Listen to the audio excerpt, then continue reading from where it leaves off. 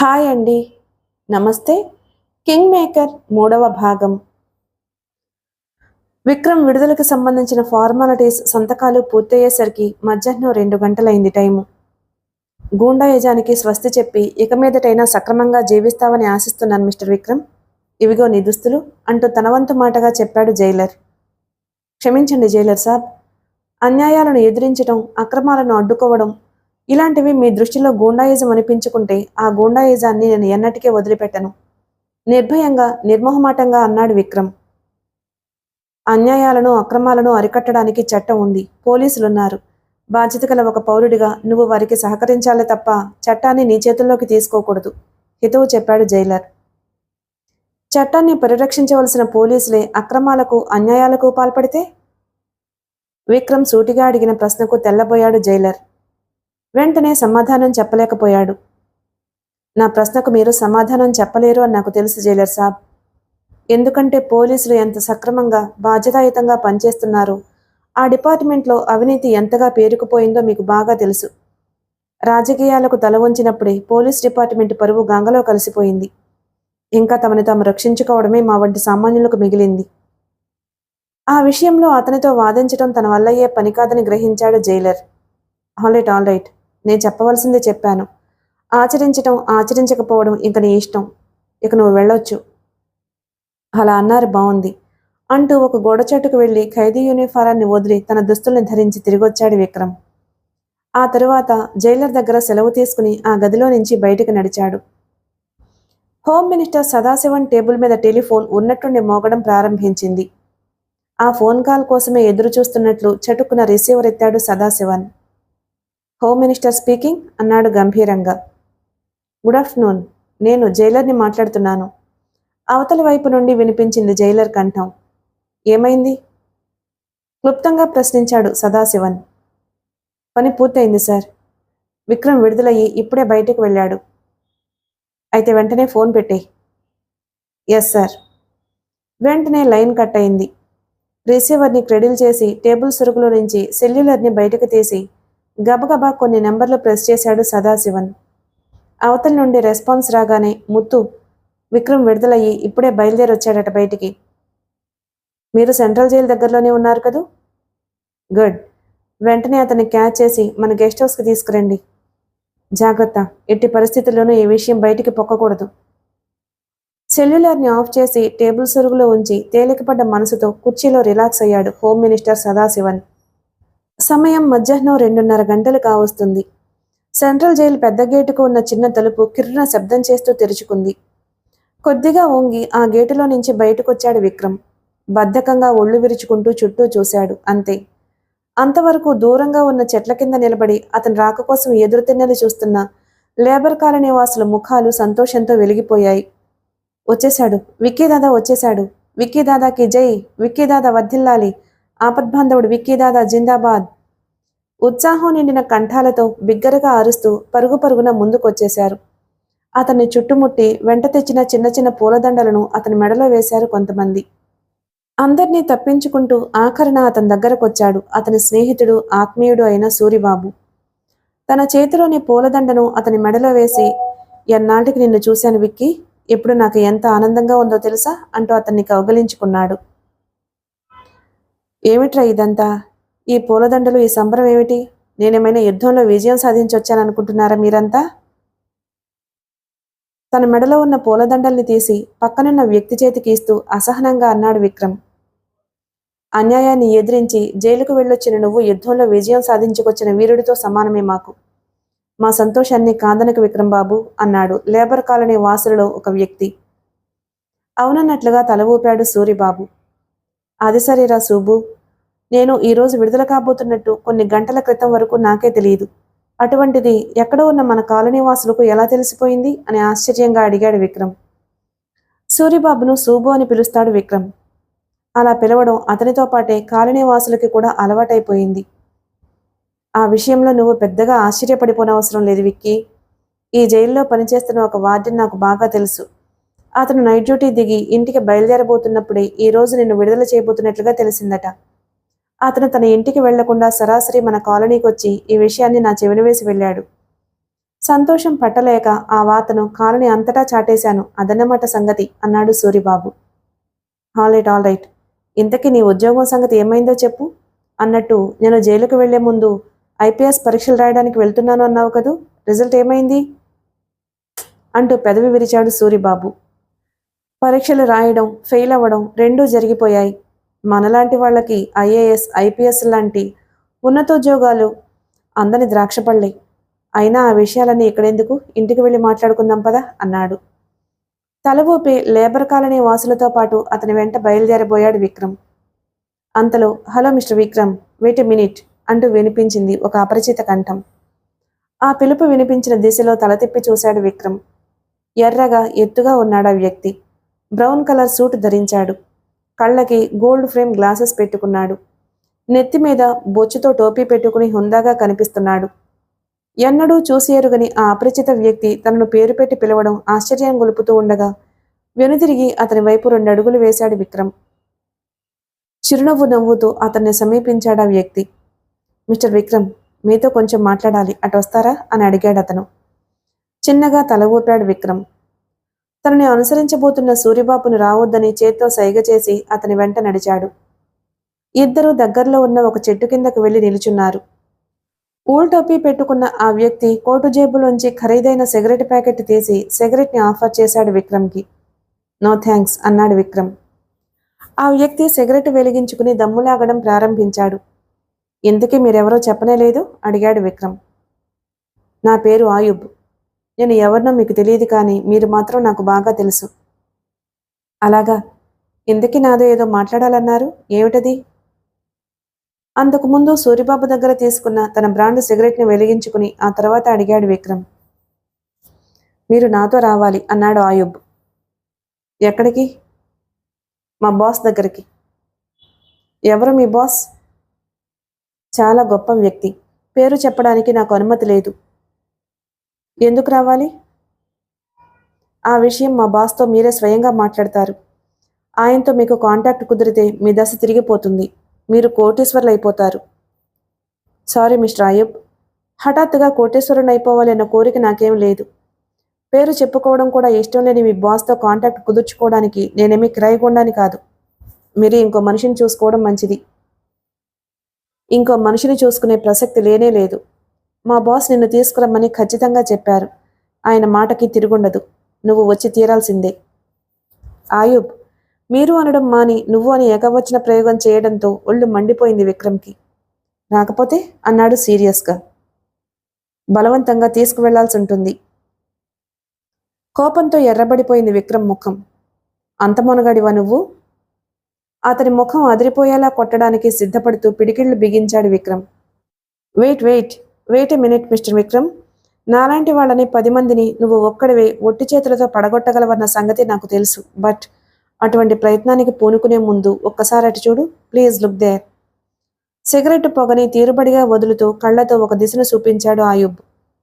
అప్రయత్నంగా తల తిప్పి చూశాడు విక్రమ్. చూస్తూనే మరింత సీరియస్గా ముడిపడ్డాయి అతని కనుబొమలు.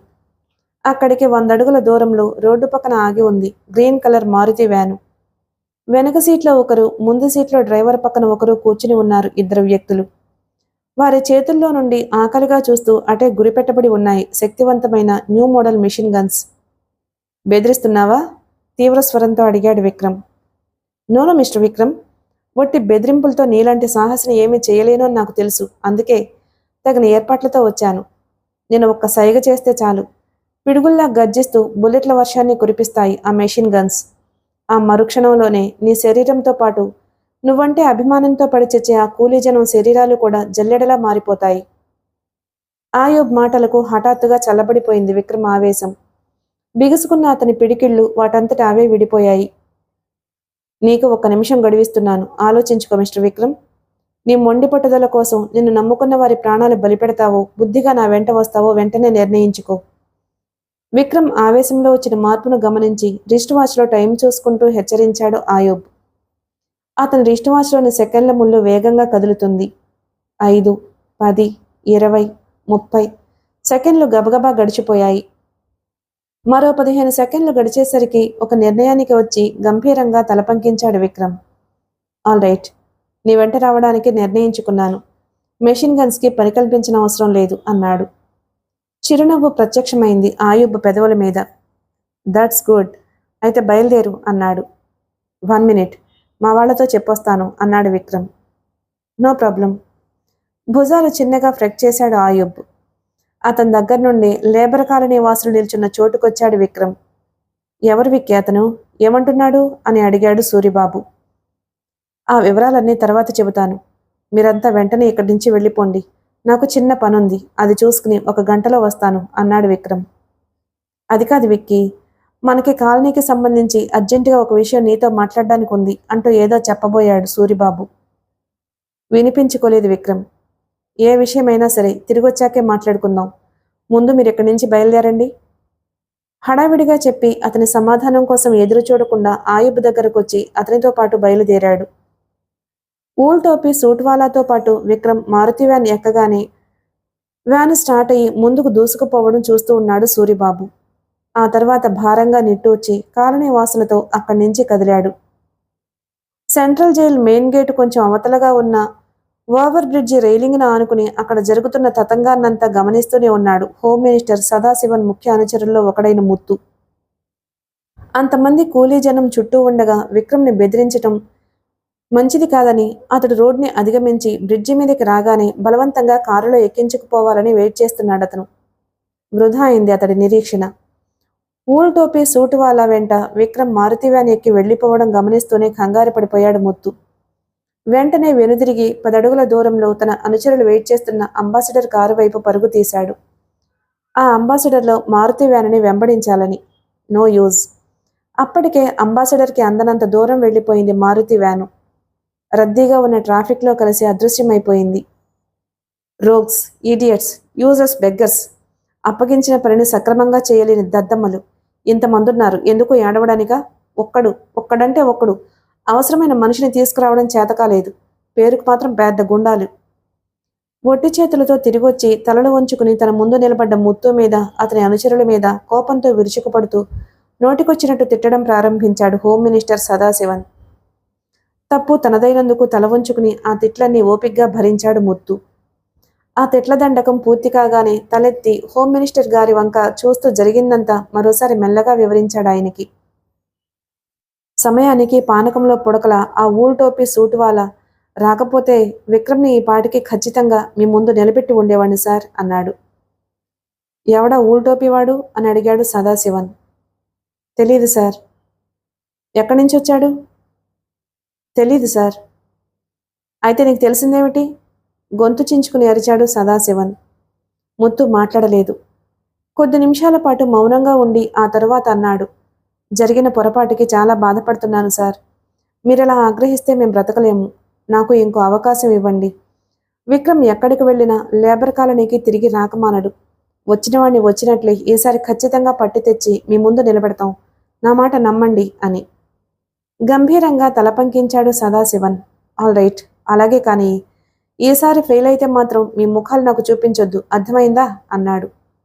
అర్థమైందన్నట్లుగా తల ఊపి ఆలస్యం చేయకుండా తన అనుచరులతో పాటు అక్కడి నుంచి నిష్క్రమించాడు ముత్తు. అతనటు వెళ్లగానే సదాశివన్ టేబుల్ మీద టెలిఫోన్ మోగడం ప్రారంభించింది. కనుబొమ్మలు విసుగ్గా ముడివేస్తూ రిసీవర్ ఎత్తాడు సదాశివన్. నేను దయానిధిని మాట్లాడుతున్నాను. అవతల నుండి ఫోన్లో వినిపించిన ముఖ్యమంత్రి గొంతు వింటూనే ఉలిక్కిపడ్డాడు దయానిధి. వెంటనే సర్దుకుని గుడ్ ఈవినింగ్ సార్ అన్నాడు. No, this is very bad evening. ప్రజలకి కీడు ఈ రోజు సాయంత్రం. ఇది మంచి సాయంత్రం ఎలా అవుతుంది? సారీ, ఏదో అలవాటు ప్రకారం అన్నాడు సదాశివన్. It's all right. రాత్రి అగ్ని ప్రమాదానికి గురయ్యి నిరాశ్రయులైన వారిని పరామర్శించడానికి వెళ్ళారా? లేదు సార్. ఎందుకు వెళ్ళలేదు? ఏవో అర్జెంటు పనులుండి. బాధితుల్ని పరామర్శించడం కంటే అర్జెంటు పనులు ఏమిటండి? మనకి ఓట్లు వేసి గెలిపించి పరిపాలనా బాధ్యతలను అప్పగించిన వారిలో ఆ బాధితుడు కూడా ఉన్నాడు అన్న సంగతి మర్చిపోయారా? క్షమించండి, పొరపాటైంది. అది సరే, ఇంతకీ ఆ అగ్ని ప్రమాదం ఎలా సంభవించిందో అదేనా తెలుసుకోవడానికి ప్రయత్నిస్తున్నారా? ఈ క్షణం నుంచి ఆ ప్రయత్నం మీదే ఉంటాను సార్. వెంటనే కమిషనర్ని పిలిపించి మాట్లాడతాను. అగ్ని ప్రమాదాన్ని కల్పించిన వాళ్ళు ఎవరైనా సరే కఠినంగా శిక్షించే ఏర్పాట్లు చేయిస్తాను. అంతకు ముందే మీరు చేయాల్సిన పని ఒకటి ఉంది. చెప్పండి, ఏమిటా పని? అగ్నిబాధితుల్ని పరామర్శించటం నేను ఉదయాన్నే వెళ్ళొచ్చాను. తక్షణ సహాయక చర్యలను వెంటనే ఆదేశించాను. మీరు వెంటనే వెళ్ళండి. బాధితులకి ధైర్యం చెప్పి సహాయక చర్యలు సక్రమంగా జరుగుతున్నాయో లేదో పరిశీలించి రండి. మన పార్టీ ప్రతిష్ట కాపాడడానికి మీ వంతుగా కనీసం ఆ పనైనా చేయండి. అలాగే సార్, ఇప్పుడే బయలుదేరుతున్నాను. మంచిది. అవతలి వైపున సీఎం రిసీవర్ని క్రెడిల్ చేశాడు. తను కూడా రిసీవర్ క్రెడిల్ మీద పెట్టేసి భారంగా నిట్టూర్చాడు సదాశివం. ఆ తరువాత ముఖం మీద ఆవిర్భవించిన చెమట బిందువుల్ని కండువాతో అద్దుకుని తేలికగా ఊపిరి పీల్చుకున్నాడు. రాత్రి జరిగిన అగ్ని ప్రమాదానికి అసలు కారకుడైన హోమ్ మినిస్టర్ సదాశివన్ టేబుల్ మీద ఉన్న మంచినీళ్ల గ్లాస్ అందుకుని నిండుగా ఉన్న నీటిని గడగడా తాగేసి ఖాళీ అయిన గ్లాసుని టేబుల్ మీద ఉంచి తీరుబడిగా ఆలోచించడం ప్రారంభించాడు. 2 నిమిషాల తరువాత ఉన్నట్టుండి వచ్చింది అతనికి ఒక ఐడియా. వెంటనే సెల్యులార్ తీసి విశ్వానంద స్వామి వారి ఆశ్రమంలో ఉన్న అన్లిస్టెడ్ ఫోన్ నెంబర్ డయల్ చేశాడు. ఫోన్ రింగ్ అవుతున్న శబ్దం అటు నుంచి వినిపిస్తూనే ఉంది. 1/2 నిమిషం తర్వాత ఎవరో ఫోన్ ఎత్తారు. ఆ ఫోన్ స్వామీజీ తప్ప ఎవ్వరూ ఎత్తరని తెలిసి, మీ శిష్య పరమాణువు సదాశివన్ మీకు సాష్టాంగ ప్రణామాలు సమర్పించుకుంటున్నాడు స్వామీజీ అన్నాడు వినయంగా. అందుకు సమాధానంగా అవతల నుండి 2 మాటలు వినిపించాయి. అగ్నిబాధితుల్ని పరామర్శిస్తే ఆశించిన ఫలితం దక్కుతుంది. ఆ ఫలితాన్ని అలాగే ఇక్కడికి తీసుకురా. ఆ మరుక్షణంలోనే లైన్ కట్టయిన శబ్దం వినిపించింది. చిన్నగా తలపంకిస్తూ సెల్యులార్ని డిస్కనెక్ట్ చేశాడు సదాశివన్. 5 నిమిషాల పాటు తీవ్రంగా ఆలోచించిన తరువాత అర్థమైంది అతనికి స్వామివారి ఆదేశంలోని ఆంతర్యం ఏమిటన్నది. ఆ మరుక్షణంలోనే చిరునవ్వు ప్రత్యక్షమైంది అతని పెదవుల మీద.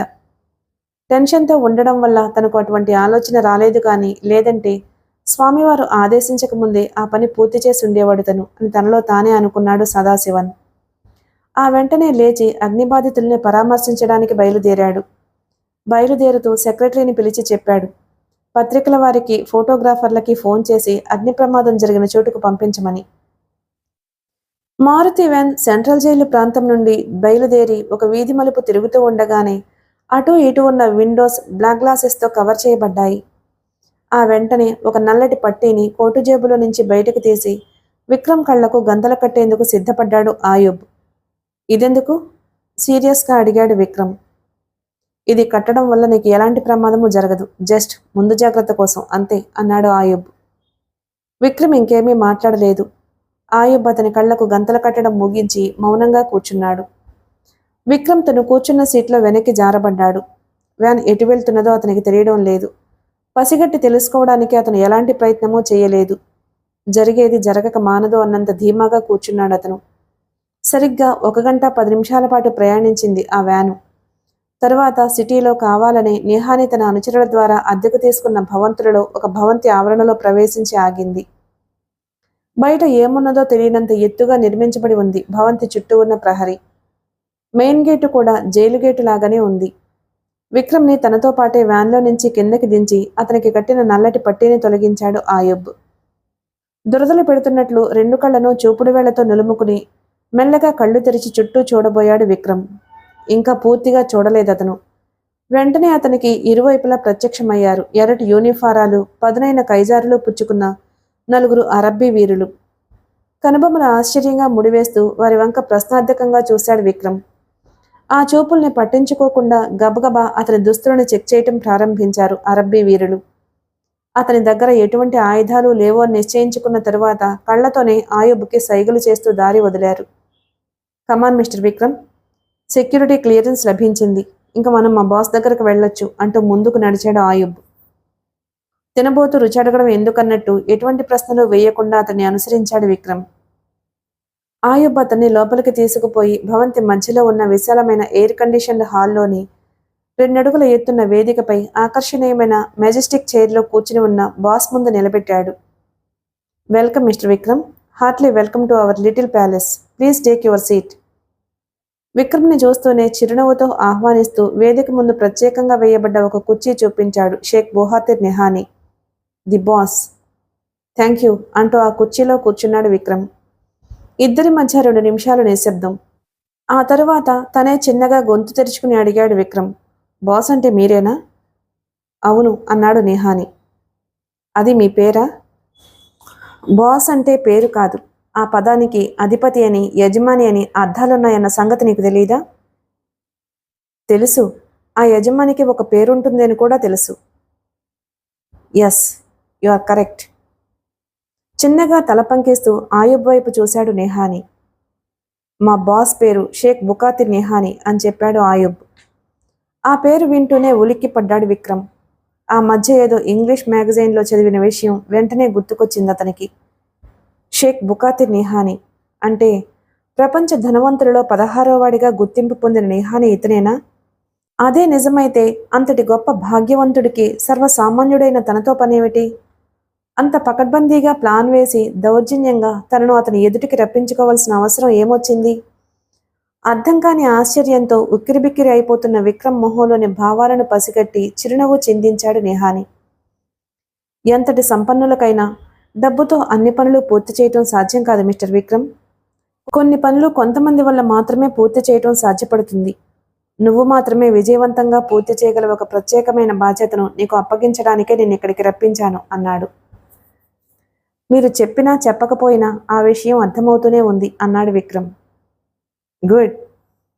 ఇంతకీ నేను మాత్రమే పూర్తి చేయగల ఆ పనేమిటో అని అడిగాడు విక్రమ్. చెబుతాను, ముందటు చూడు అని తనకు ఎడం వైపు ఉన్న గోడవైపు చూపించి కళ్లతో ఆయుబ్కి ఏవో సూచనలిచ్చాడు నెహాని. తల తిప్పి అటు చూశాడు విక్రమ్. అతను చూస్తూ ఉండగానే రెండుగా విడిపోయింది ఆ గోడ. ఆ మరుక్షణంలోనే దాని లోపల నుంచి ముందుకొచ్చింది 35mm సైజులో ఉన్న ఒక సిల్వర్ స్క్రీను. వెంటనే ఆరిపోయాయి ఆ హాల్లోని లైట్లు. అక్కడో ప్రొజెక్షన్ ఆన్ చేయబడింది. ఆ మరుక్షణంలోనే సిల్వర్ స్క్రీన్ మీద ప్రత్యక్షమైంది నీట్గా స్కెచ్ చేయబడ్డ సాంగ్రీ ఆటవిక గూడెంలోని విశ్వోగర దేవతా విగ్రహం. సూర్యాస్తమయమయ్యింది. చీకట్లు సాంగ్రీ గూడెం మీద పరుచుకోకముందే నాగరత్నం నుండి ప్రసరిస్తున్న కాంతి కిరణాలు పున్నమి వెన్నెల కంటే రెట్టింపు వెలుతురుతో నింపేశాయి గూడాన్ని. తప్పెట్లు తాళాలతో సంబరం మొదలైంది. ఒంటి నిండుగా రంగులు పులుముకున్న సాంగ్రీ ఆటవిక స్త్రీ పురుషులు చర్మపు డప్పులు మోగిస్తూ ఉత్సాహంగా చిందులు వేస్తూ ముందుకు సాగుతూ ఉండగా తన కూతురు నాగినితో పాటుగా భాషాని అతని అనుచరులు ముగ్గురిని వెంట పెట్టుకుని వింత వింత నృత్యాలతో వినోదాన్ని గొలుపుతున్న ఆ ఊరేగింపును అనుసరించటం ప్రారంభించాడు గూడెం నాయకుడు. అతనితో పాటు ముందుకు నడుస్తున్నాడన్న మాటే గాని భాష ఆలోచనలు కొండగుహలో తమకు తారసిల్లబోయే అందపూజారి చుట్టూ పరిభ్రమిస్తున్నాయి. వాసన ద్వారా మనుషుల నిజస్వరూపాలను పసిగట్టే అతని అపూర్వ విద్యను తలుచుకుంటూ విపరీతమైన టెన్షన్కి గురి అవుతున్నాడు భాష. ఆ విషయాన్ని గుర్తు చేసుకుంటున్న అతని అనుచరుల గుండెలు వేగంగా కుట్టుకుంటున్నాయి. జీవితంలో మొట్టమొదటిసారిగా ఆందోళన పడుతున్నాడు భాష. అయినా తప్పదు. కొండగుహ పరిసరాల పరిస్థితిని అంచనా వేయకుండా విశ్వోగర దేవత విగ్రహాన్ని కంటచూడకుండా నాగరత్నంని అపహరించే పథకాన్ని పకడ్బందీగా రూపొందించేందుకు వీలుపడదు. తిరుగులేని పథకం వేయాలంటే ఆ సంబరంలో పాల్గొని నాయకుడితో పాటు కొండగుహలోకి వెళ్లి తీరాల్సింది. మనసులోని ఆందోళనను పారద్రోలి మొండి ధైర్యాన్ని నింపుకోవడానికి ప్రయత్నిస్తూ గూడెం నాయకుడి వెంట ముందుకు సాగాడు తన అనుచరులతో పాటు భాష. కొండగుహను సమీపిస్తూనే ఒక్కసారిగా ఊపందుకుంది సంబరం. తప్పెట్లు, తాళాలు, డప్పుల మూతలు, గంతులు వేయటాలు 10 నిమిషాల పాటు తారాస్థాయికి చేరుకుని ఆ తరువాత ఆగిపోయాయి. నాయకుడితో సహా సాంగ్రీ ఆటవీకులందరూ కొండ చుట్టూ ముమ్మారు ప్రదక్షిణ చేసొచ్చి గుహ ద్వారం ముందు నిలబడ్డారు. నాయకుడి పక్కన నిలబడి గుహ ముఖద్వారాన్ని పరిశీలనగా చూశాడు భాష. నాయకుడు చెప్పిన దాంట్లో అబద్ధమేమీ లేదు. 10 మంది మహాబలవంతులు కలిసికట్టుగా ప్రయత్నిస్తే తప్ప కదలని పెద్ద బండరాయి ఒకటి గుహద్వారాన్ని కవర్ చేస్తూ ఉంది. చీమ దూరడానికి కూడా సందు ఇవ్వనంతగా ద్వారానికి అతుక్కుపోయినట్లుంది ఆ బండరాయి. కండలు మెలిదిరిగిన దృఢమైన శరీరాలతో ద్వారానికి ఇరువైపులా నిలబడి ఉన్న రకరకాల ఆటవిక ఆయుధాలు ధరించిన సాంగ్రీ ఆటవిక వీరులు. కొత్తగా వచ్చిన భాషాని అతని అనుచరుల్ని గుచ్చిగుచ్చి చూస్తున్నాయి వారి చూపులు. నాయకుడి చేతిలో అడవి జంతువు ఎముకలను పోలిన రాతి దండం ఒకటి ఉంది. దానిని గాలిలోకి ఎత్తి బిగ్గరగా అరుస్తూ బండరాయిని అడ్డు తొలగించవలసిందని ఆటవిక వీరులను ఆదేశించాడతను. ఆ మరుక్షణంలోనే చేతిలోని ఆయుధాలను పక్కన పెట్టి ఇరువైపుల నుండి ముందుకు కదిలారు సాంగ్రీ వీరులు. శక్తినంతా చేతుల్లో కేంద్రీకరించుకుని కండరాలు ఉప్పొంగుతూ ఉండగా ఆ బండరాతిని అతి ప్రయత్నం మీద పక్కకి తొలగించారు. దాంతో పూర్తిగా తెరుచుకుంది విశాలమైన గుహద్వారం. ఆ మరుక్షణంలోనే వెన్నెల వెలుగులను తలదన్నేటట్టున్న తెల్లటి కాంతులు వెలుగుతూ దూసుకొచ్చాయి గుహాంతర్భాగం నుండి. చేతులు రెండు తలమీదుగా పైకెత్తి జోడించి పెద్ద గొంతుతో విశ్వగర దేవతను తమ భాషలో స్తుతిస్తూ విశాలమైన గుహాంతర్భాగంలోకి గుంపుగా ప్రవేశించారు సాంగ్రీ ఆటవీకులు. అదే మమ్మల్ని కన్న బిడ్డల వలె కాపాడే మహాశక్తి, సాంగ్రీల ఎలవేల్పు, మా పాలిట ప్రత్యక్ష దైవం, విశ్వగర దేవత ప్రతిరూపం ఇదే. చేతులు పైకెత్తి నమస్కరిస్తూ ఉద్విగ్నత నిండిన కంఠంతో భాషాని ఉద్దేశించి చెబుతూ తన కూతురు నాగితో పాటు గుహ అంతర్భాగంలో అడుగుపెట్టాడు నాయకుడు.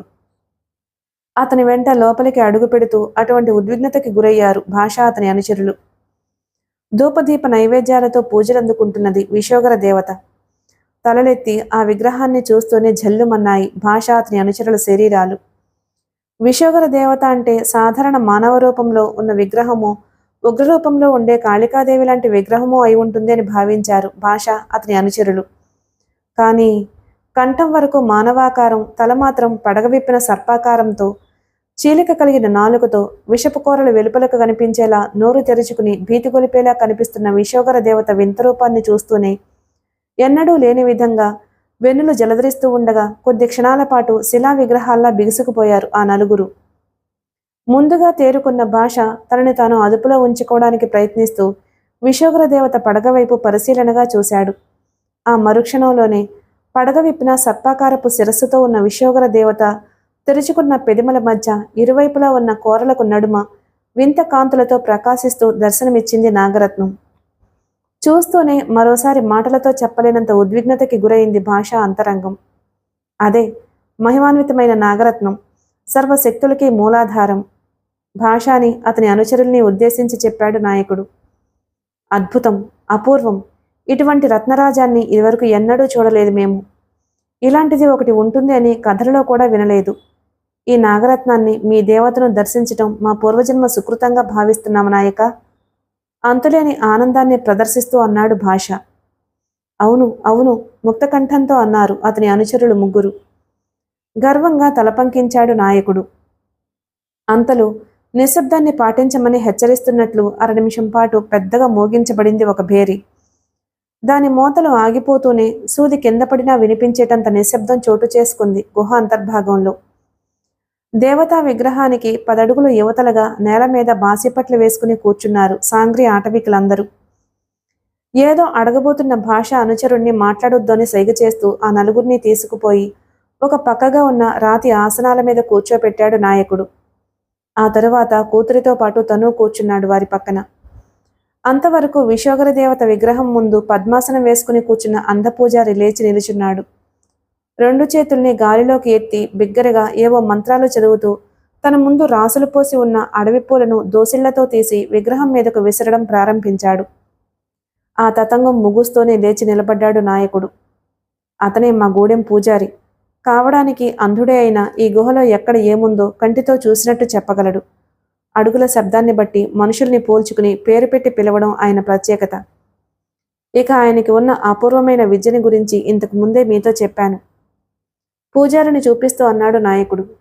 అవునవును చెప్పారు. పక్క నుండి పూజారిని పరిశీలనగా చూస్తూ అన్నాడు భాష. 50-60 ఏళ్ల మధ్య వయసుంటుంది పూజారికి.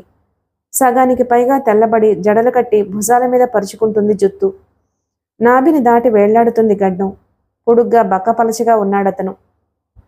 మొలకి చుట్టుకున్న జింక చర్మం తప్ప అతని ఒంటి మీద ఇంక ఎలాంటి ఆచ్ఛాదన లేదు. అతని ఛాతీ ఎడమ భాగంలో విశ్వగర దేవత విగ్రహాన్ని పోలిన పచ్చబొట్టుంది. చూడడానికి చాలా సింపుల్గా నిరాడంబరంగా ఉన్నాడతను. రండి, పూజ్యుడైన పూజారిని మీకు పరిచయం చేస్తాను. ఉన్నట్టుండి నాయకుడు అన్న మాటలకి ఉలిక్కిపడ్డారు భాష అతని అనుచరులు ముగ్గురు. పూజారి సమీపానికి వెళ్లడం అనేసరికి విపరీతమైన దాహం వేస్తున్నట్టు ఎండుకుపోయాయి వారి గొంతులు. ఏమిటి ఆలోచిస్తున్నారు? కదలకుండా నిలబడ్డ భాష ముఖంలోకి అదోలా చూస్తూ అడిగాడు నాయకుడు. హబ్బే, ఏమీ లేదు. మనసులోని ఆందోళన ముఖంలో ప్రతిఫలించకుండా జాగ్రత్త పడుతూ చిరునవ్వును బలవంతంగా పెదవుల మీదకి తెచ్చుకున్నాడు భాష. మా పూజారికి తెలిసిన అపూర్వ విద్య ఎటువంటిదో ప్రత్యక్షంగా తెలుసుకుందరు గాని పదండి అంటూ పూజారి వైపు నడిచాడు నాయకుడు తన కూతురితో పాటు. విపరీతమైన ఆందోళనతో ఒకరి ముఖాలొకరు చూసుకున్నారు భాష అతని అనుచరులు. వేగంగా కొట్టుకుంటున్న గుండెలను అదిమి పెట్టుకుంటూ ఒకరి వెనుక ఒకరిగా ముందుకు కదిలారు ఆ నలుగురు. మిగిలిన కథ తరువాయి భాగంలో విందాం. Please like and subscribe my channel. Thank you.